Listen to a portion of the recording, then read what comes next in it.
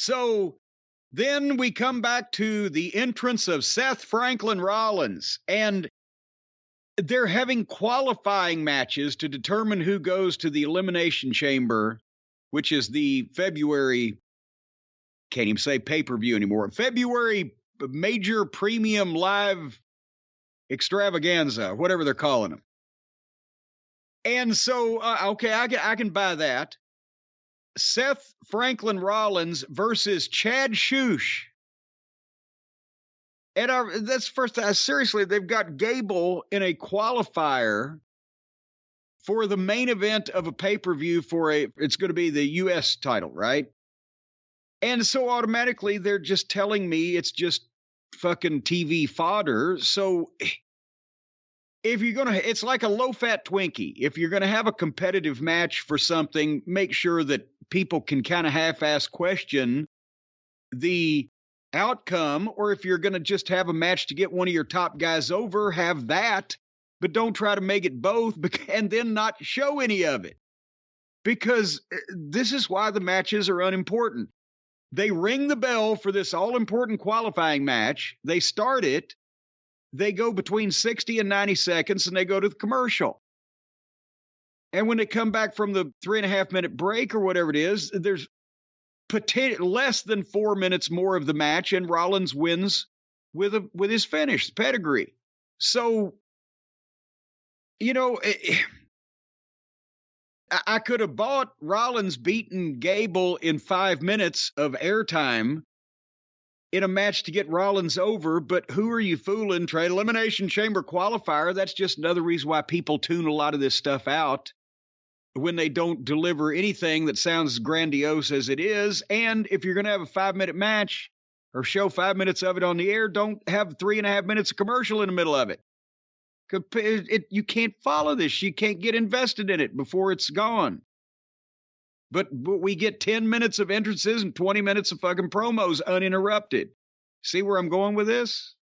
I do. And again, you know who's going to win this match to be in the Elimination Chamber, but also, I don't know if we're in the minority or if it's half the fans, but for all the fans that reject the bad comedy and the stupidity, and Chad Gable's a talented guy, he showed that in the past, this gimmick is terrible. From the moment you hear the auto-tune shush, you know you could turn the channel.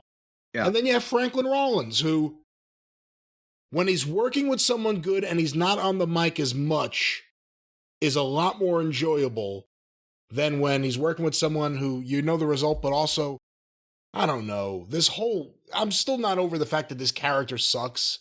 This gimmick sucks. What is his nickname now? He's a visionary. Or a visionary, mercenary? I don't know. I don't even know what you're talking about. What did he say?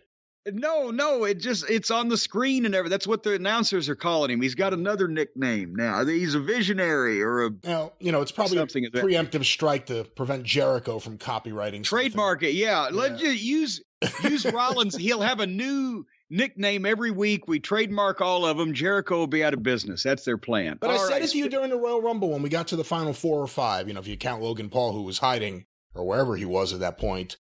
Rollins was the one that, again, he's a really talented in-ring worker, but I'm just so sick of him. And this character, you want to talk about a character that comes across fake. There's a way, he can't even fake laugh and make it sound good. Yeah, I'm telling you. It's just, what is he? He's like the Joker, but he's not the Joker. He's the Riddler, but he's not the Riddler. We go back to, he's acting like he's on PCP. I really can't stand the Seth Rollins character, and his promos are terrible, and they got to do something else with him. But again, perhaps I'm in the minority. You could be a minor, but you could be of age. We don't know that. It's that voice. You don't want to hear that. We'll talk about it later on, but even insulting Punk, he was doing the voice. And again, I go back to, okay, if your gimmick is going to be that you are somehow insane or offbeat or whatever, make people believe you really are.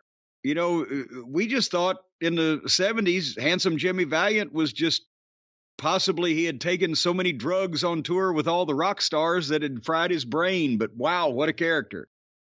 And we say that in the positive way of character, as in what a character, rather than he's got a character. Just so you know, I have a list here. Seth Rollins and Seth freaking Rollins are his two official names. Also, Seth Franklin Rollins.